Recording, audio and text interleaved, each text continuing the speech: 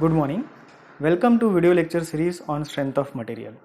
In last lecture, we have seen what is the syllabus of strength of material and what is importance of strength of material, what are its application, right? We have also seen what are the different types of loads which act on the structure, then what is UDL, what is concentrated load, and practically we have seen that where this UDL lie or this concentrated load lie.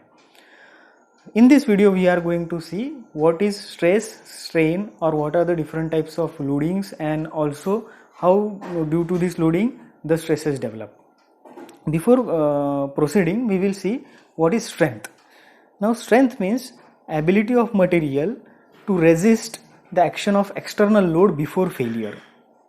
And so we will see this by one example. For example,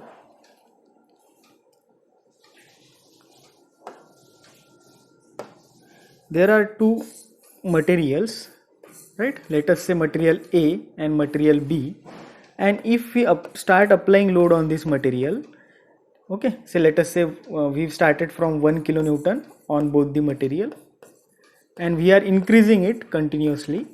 At 10 kilonewton this material fails, whereas the load is increasing here, and at 15 kilonewton this material fails.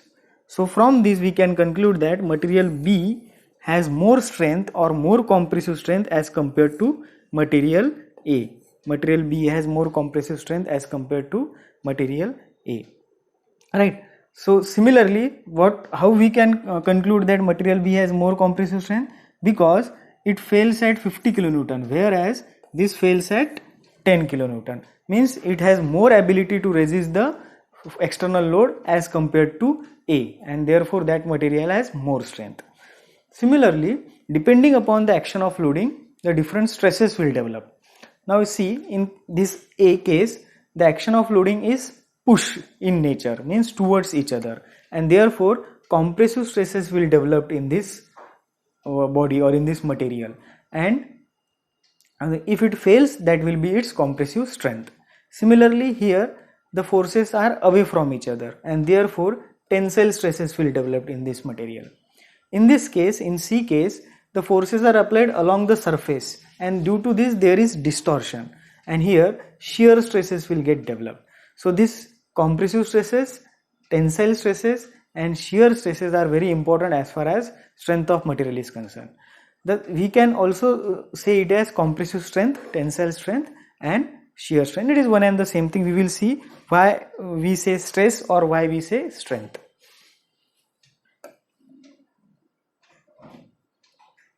Okay अब हम देखेंगे कि stress क्या होता है. आपने बहुत engineering mechanics में ऑलरेडी डेफिनेशन देखी है, और अगर मैंने पूछा आपको डिफाइन स्ट्रेस, तो आप बोलोगे sir load upon cross sectional area, right. That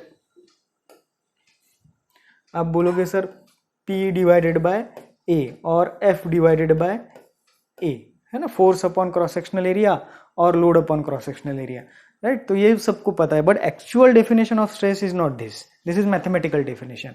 actual definition क्या है स्ट्रेस की? स्ट्रेस कब डेवलप होता है? ठीक है, तो स्ट्रेस तब डेवलप होता है जब कोई चीज रेजिस्ट करती है. जैसे फॉर एग्जांपल, अगर आपको कोई मूवी देखने जाना है और अगर आपके पेरेंट्स ने नहीं बोल दिया, तो देयर विल बी स्ट्रेसेस आप में इंड्यूस हो जाएंगे, राइट. आपको टेंशन आ जाएगा, and that is nothing but stresses. Now आप में स्ट्रेसेस क्यों? अगर आपके पेरेंट्स ने अगर बोला आपको कि चले जाओ, नो प्रॉब्लम, गो अहेड, तो there will be no stresses. But if they resist you from going to movie, then stresses will develop, right? Similarly, in case of structure, for example, if this body is made up of some material and if external push load is applied, right? So this push loading is try to decrease the size of this body, and whereas the molecules of which this material is made is resisting it, and this resistance is nothing but stresses. So see what will happen. Let us take an example. If this is a body which is made up of some material, and let us say this is molecular arrangement here, okay, these molecules are spaced like this, and if pull forces is applied, means away from each other, now what will happen? It will try to increase its length, and the molecules will go far from each other, right? We are trying to increase the space between molecules, and molecules are trying to come closer to each other. So this resistance is nothing but stresses. Fine. So from now there will be two definition. First definition is stress means load upon cross sectional area, that is mathematical, and second definition क्या है कि resistance to deformation to external loading. ठीक है. अब हम देखेंगे कि tensile stresses कब डेवलप होते हैं और कॉम्प्रेसिव स्ट्रेसेस कब डेवलप होते हैं. तो जैसे हमें पता है कि when forces are away from each other means pull in nature, तब टेंसाइल स्ट्रेसेस डेवलप होते हैं. अब ये केस में कौन से स्ट्रेसेस डेवलप हो जाएंगे? टेंसाइल स्ट्रेसेस डेवलप हो जाएंगे. लेट अस से this is load P, okay, and this is length of the member, right, and this is late us से क्रॉस सेक्शन इसका ऐसा आ जाएगा. Okay, this is B and this one is D. अगर हम यहां से cut करते हैं तो सो दिस इज XX सेक्शन. अब अगर मुझे टेंसाइल स्ट्रेसेस कैलकुलेट करनी है तो मुझे कौन सा एरिया लगेगा? ये एरिया नहीं लगेगा, मुझे लगेगा ये area. This is cross sectional area. Cross sectional area कौन सा एरिया होता है? Which is normal to the action of force. Normal to the action of force. Normal to the action of force means perpendicular to the action of force. For example, if this is a screen, तो ये screen को normal कौन सा हो गया? ये normal हो गया. This is normal to this screen. Okay, so here normal area कौन सा हो जाएगा? ये क्रॉस सेक्शनल एरिया नॉर्मल हो जाएगा, राइट. सो फिर अब यहाँ पे अभी क्या है फॉर्मूला आ जाएगा? Load upon area, that is P upon area. Area which area? Cross sectional area. So here the stresses will be P upon B into D. जो एरिया रहेगा वो कौन सा रहेगा? B into D, not L into D. Fine. So this is tensile stresses. This is how we can calculate tensile stresses. Similarly compressive stresses कब develop होते हैं? When forces are towards each other और push in nature. तो यहाँ पे कौन से stresses develop हो जाएंगे? Compressive stresses. Let us consider this is P and this is P. Now how to calculate this compressive stresses? Again formula is same. Formula हमारा same रहेगा, load upon area. Okay, so अब load हम लेंगे P और area हम लेंगे से B into D. अब इसका यूनिट क्या रहेगा? तो अगर P का यूनिट है न्यूटन, B का यूनिट है mm और D का यूनिट भी mm है, तो फिर स्ट्रेस का यूनिट कितना रहेगा? राइट. तो P का यूनिट अगर न्यूटन है, B का यूनिट mm है और मल्टीप्लाइड बाय D का यूनिट भी mm हम मिलीमीटर रखते हैं, तो इसका यूनिट हो जाएगा न्यूटन पर mm स्क्वायर और स्क्वायर mm, राइट. तो अभी हमको ध्यान में रखना है कि स्ट्रेस का यूनिट क्या है? It is newton per mm square और kilo Newton per metre square. आप कुछ भी ले सकते हो, ठीक है. तो अभी हमने देखा tensile stress, compressive stress. Tensile stress कब डेवलप होते हैं? When forces are away from each other. Compressive stress when forces are towards each other. Tensile stress हो गया कॉम्प्रेसिव. अब ये स्ट्रेन क्या होता है? ओके, तो फॉर एग्जांपल हम यहाँ पे कंसिडर करते हैं कि if this is a body which is fixed at one and. एक एंड पे हमने फिक्स कर दी और दूसरे एंड से हम इस पे पुल फोर्स लगा रहे हैं P का. अब due to this force what will happen? This body will get elongated. इसकी जो लेंथ है वो इंक्रीज हो जाएंगी, राइट. और जब लेंथ इंक्रीज होगी तो कुछ ऐसे होगी, ठीक है. तो ये ओरिजिनल लेंथ है इसकी, दिस इज ओरिजिनल लेंथ, और लोड लगाने से ये लेंथ इंक्रीज हो गई, ठीक है. तो this is del L, that is change in length. तो फिर स्ट्रेन का फॉर्मूला क्या हो जाएगा? स्ट्रेन का फॉर्मूला हो जाएगा चेंज इन लेंथ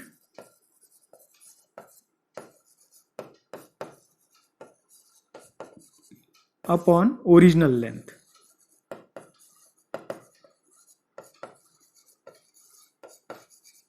अब चेंज इन लेंथ क्या है?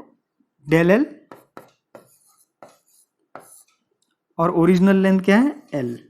तो स्ट्रेन, टेंसाइल स्ट्रेन हो गई चेंज इन लेंथ और ओरिजिनल लेंथ. टेंसाइल स्ट्रेंथ में लेंथ इंक्रीज होती है, इसलिए हम टेंसाइल स्ट्रेन को पॉजिटिव कंसीडर करते हैं, ठीक है. टेंसाइल स्ट्रेन कैसे रहेंगी? हमेशा पॉजिटिव रहेगी. अब कॉम्प्रेसिव स्ट्रेन में क्या होगा? कॉम्प्रेसिव स्ट्रेन में again we will consider the same material, same member, but this time the force is towards each other. This is load, this is length, original length. अब इसके वजह से क्या होगा? इसकी लेंथ डिक्रीज हो जाएगी, और ये जो कितने से डिक्रीज हो गई? Amount of del L. And therefore compressive strain जो है वो कॉम्प्रेसिव स्ट्रेन हो जाएंगी del L upon L. But since length is decreasing, we will consider it as negative. Right? So you got it. Stress, resistance to deformation due to externally applied load.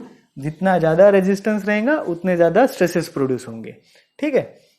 Formula क्या है? Load upon cross sectional area. Cross sectional area क्या कौन सा होता है? The area which is normal to और perpendicular to the action of loading.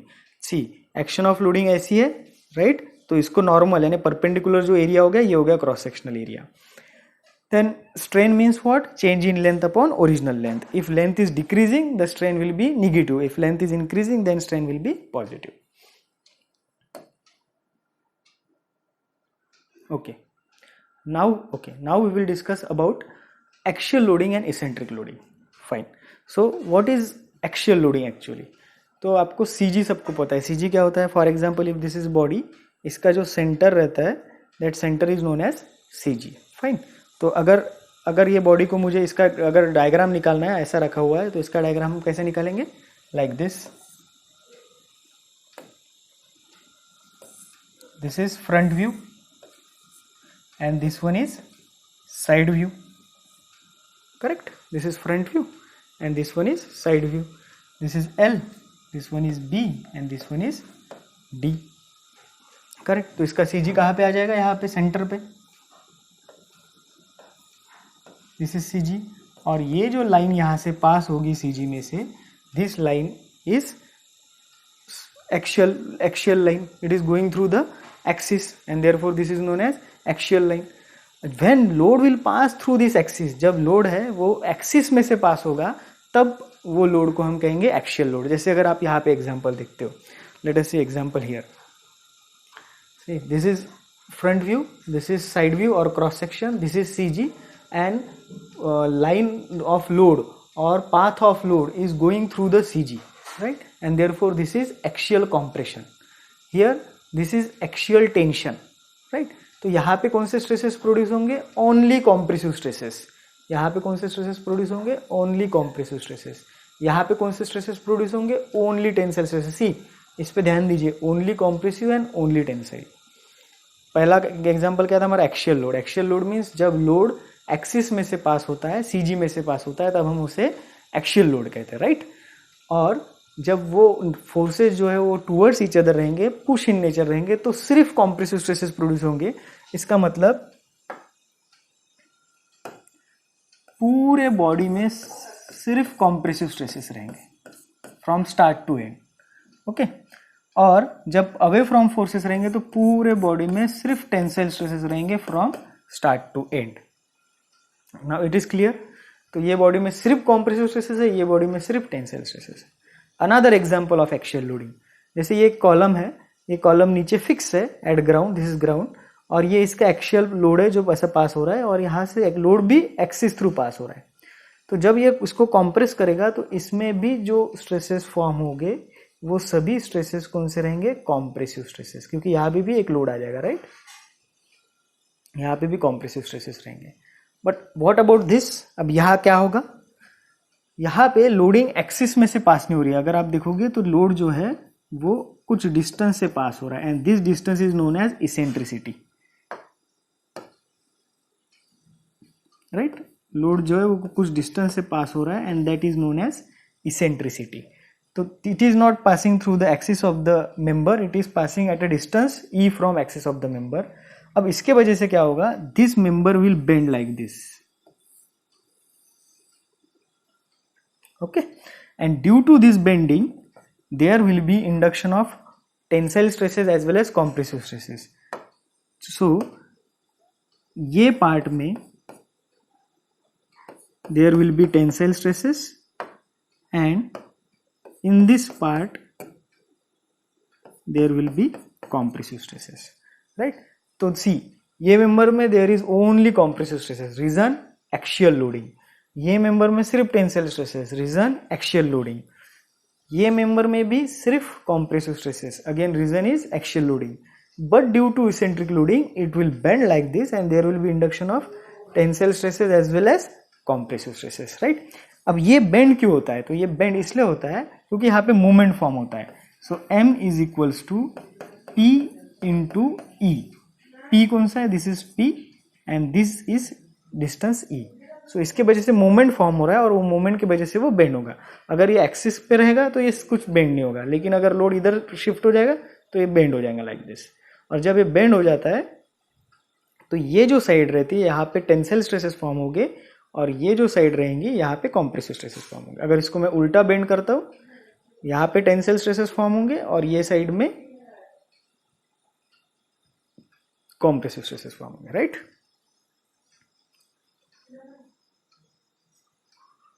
So in this load is axial load, this load is axial load, this load is axial load, whereas this load is eccentric load.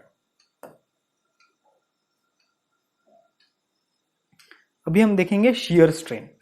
अब shear strain कब form होता है?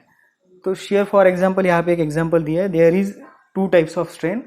One is normal strain. Normal strain means load passes through the axis, and this is example of shear strain when load passes on the surface of the member.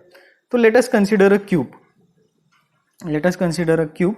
और ये cube में यहाँ पे हमने load लगा दिया. For example we apply load here और let us say we apply load like this P. Okay, इसको हम नाम देते हैं A, B, C and D. तो यहाँ पे जब हम लोड लगाएंगे तो ये जो है डिस्टॉर्शन हो जाएगा इसमें लाइक दिस. ये मेंबर जो है ये मेंबर डिस्टॉर्ट होंगे. फॉर एग्जांपल अगर आप एक टेबल पे लोड लगाते हो तो टेबल कैसा मूव हो जाता है लाइक दिस. सिमिलरली ये मूव हो जाएगा. ठीक है. तो यहाँ पे ये लोड अप्लाइड है. ये A था तो ये A डैश हो जाएगा. ये B था तो ये B डैश हो जाएगा. C और D उसके जगह पे है as it is. Sorry, this is D and this one is C. Okay. अब जब हमें लोड लगाएंगे तो ये डिस्टॉर्ट हो जाएगा और यहाँ पे एक एंगल फॉर्म होगा and this angle will be known as phi. So let us consider that shear strain that is ES is equals to tan phi. Okay, is equals to tan phi. So tan is equals to opposite upon adjacent. So A dash upon AD. But since this value is very small, we will consider this as phi, and therefore we can say that shear strain is equals to phi. Okay, now what is shear stress? Again, shear stress is load upon area, but at this time this is not cross sectional area, this is this plane area. Okay, so again formula is same, load upon area, and unit is also same, Newton per mm square.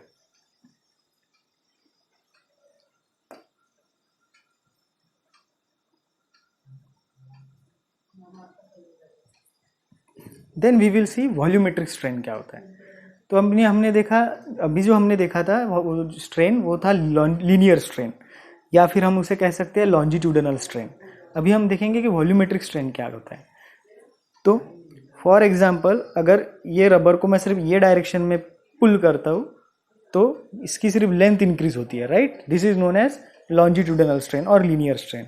लेकिन अगर ये rubber को मैं पूरा press करता हूँ सभी side से, ये डायरेक्शन से भी लोड लग रहे हैं, ये डायरेक्शन से भी लोड लग रहे हैं और ये डायरेक्शन से भी लोड लग रहे हैं, और सभी लोड जो है वो पुश इन नेचर है, तो क्या होगा, इसका वॉल्यूम जो है वो रिड्यूस हो जाएगा, इसके सभी डायरेक्शन से साइज रिड्यूस होगी. यहाँ पे एक एग्जांपल देखिए, ये जो बॉक्स है, ये बॉक्स को सभी डायरेक्शन से लोड अप्लाई किया है और उसके बाद इसके अंदर एक डैश करके बॉक्स है, उसकी साइज क्या होगी, रिड्यूस हो गई है. तो इसका वॉल्यूम अगर V है और तो इसका वॉल्यूम कितना हो जाएगा, small v. Late us consider इसका वॉल्यूम जो है वो कैपिटल V है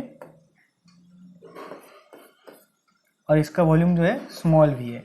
तो चेंज इन वॉल्यूम कितना हो जाएगा, change in volume will be equals to capital V minus small v. Right.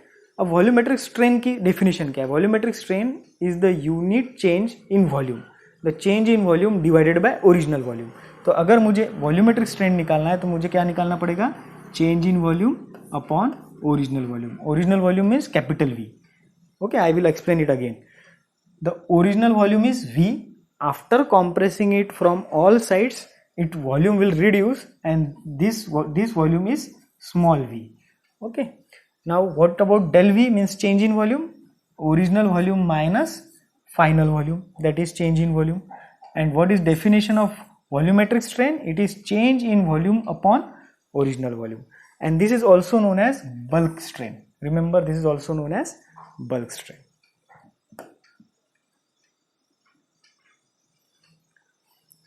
Next is Hooke's law. Now Hooke's law आपने already 11th या 12th में देखा होगा. So Hooke's law states that within elastic limit stress is proportional to strain. I will repeat it again. Within elastic limit stress is proportional to strain. So this is a stress strain graph for a mild steel. On y axis there is stress, y axis पे stress है और x axis पे strain है. Okay. और अगर आप देखोगे up to point A the line is exactly straight. A point तक लाइन कैसी है? Straight है, और उसके बाद वो फिर पैराबोलिक हो रही है, right? तो this is elastic limit. Within elastic limit stress is proportional to strain and therefore this line is straight. तो हुक्स का कहना है कि within elastic limit stress is proportional to strain. चलो तो फिर हम stress is proportional to strain लेते हैं. Say stress is proportional to strain. Stress को हम क्या कहते हैं? सिग्मा. प्रोपोर्शनल टू स्ट्रेन को हम क्या कहते हैं? Small E. अगर ये प्रोपोर्शनल हटाना है तो सिग्मा इज इक्वल्स टू कोई भी एक कांस्टेंट इनटू ई.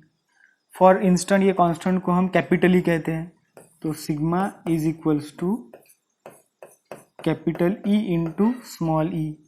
अगर ये कैपिटल ई को हम यहाँ पे लिखते हैं तो ये मिल जाएगा आपको सिग्मा डिवाइडेड बाय स्मॉल ई. तो this capital E is nothing but modulus of elasticity. इसको हम कहेंगे मॉड्यूलस ऑफ इलास्टिसिटी या फिर यंग्स मॉड्यूलस. और इसका डेफिनेशन क्या हो गया फिर? Young's modulus is stress upon strain. So sigma is stress upon strain. Got it? तो हुक्स लॉ का कहना है कि within elastic limit stress is proportional to strain. अगर हम stress is proportional to strain रखते हैं तो कांस्टेंट अगर हम इसमें इंसर्ट करते हैं तो this constant is nothing but modulus of elasticity, and from that we will get E is equals to sigma upon E, where sigma is stress and small e is strain.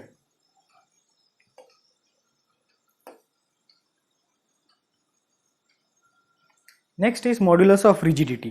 Modulus of rigidity and shear strain is near about same. Okay, so let us see definition first. Modulus of rigidity, also known as shear modulus, okay, is measure of rigidity of body given by ratio of shear stress to shear strain, and it is denoted by G. So it is denoted by G. Shear stress upon shear strain. तो shear stress is denoted by tau and shear strain is denoted by phi. अभी हमने देखा था shear stress किससे denote करते हैं? phi से. ये जो एंगल है ना, ये जो एंगल डिस्टॉर्ट होता है इसे हम क्या कहते हैं? phi. और यहाँ पे जो ये फोर्स अप्लाई कर रहा है P, तो टाउ इज इक्वल्स टू कितना हो जाएगा? P divided by A, that is shear stress.